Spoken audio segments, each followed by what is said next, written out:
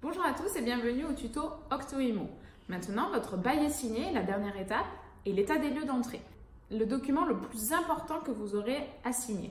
En effet, il doit être objectif, dans votre intérêt et dans celui de votre locataire, et contradictoire, c'est-à-dire qu'aucune des deux parties ne pourra le remettre en question au-delà des 10 jours qui sont autorisés pour que le locataire puisse éventuellement ajouter quelques éléments. En effet, lors de l'état des lieux, vous ne pourrez peut-être pas tout vérifier.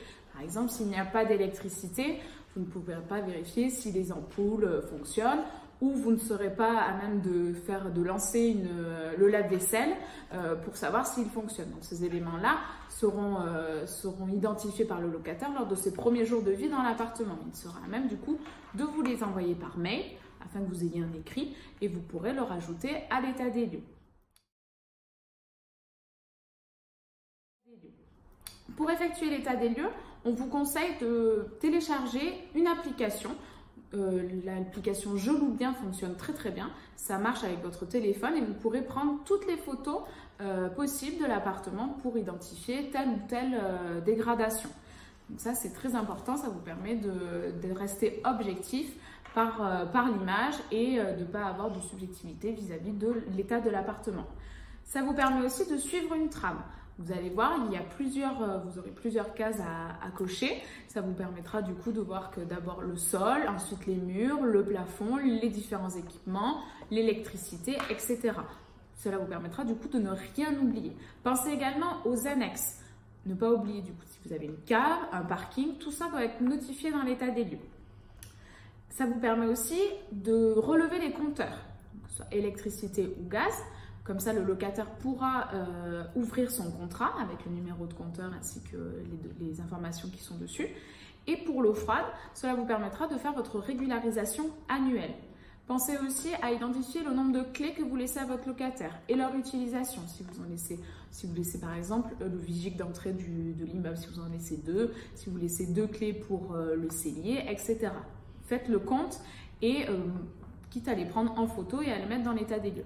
Pensez également à vérifier votre détecteur de fumée qui est obligatoire à mettre en place dans les appartements, pour notamment une question d'assurance vous concernant. Si jamais il y a un incendie dans votre appartement et que vous n'aviez pas installé un détecteur de fumée, vous serez mis en cause.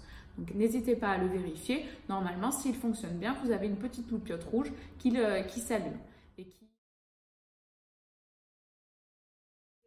Vous allez pouvoir constater sur chacune des pièces et chacun des éléments si les éléments sont neufs, en bon état, état d'usage ou dégradés.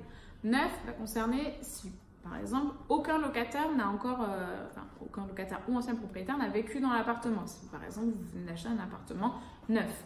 Ou alors, si vous avez fait tous les travaux refaits à neuf. Là, vous pourrez indiquer que l'élément est neuf. Ensuite, vous allez avoir bon état, vous ne constatez aucune dégradation importante, vous pourrez mettre bon état. Tout ça accompagné de photos permettront du coup de rester objectif et de bien illustrer cela. Ensuite, vous allez avoir état d'usage. Ça va concerner tout l'usage du coup d'une vie courante.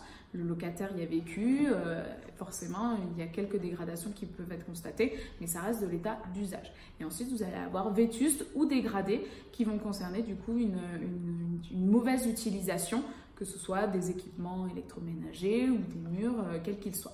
Donc ça, c'est bien important, toujours accompagné de photos, ça vous permettra d'illustrer tout cela. Maintenant, votre locataire est en place, vous avez fait l'état des lieux d'entrée, les deux parties doivent le signer, électroniquement si vous passez par une application ou de manière physique si vous faites ça sur papier. Nous espérons que tous nos tutos ont permis de vous accompagner dans votre mise en location et que tous nos conseils vous ont été utiles. Et on se retrouve très bientôt chez Octo-Immo.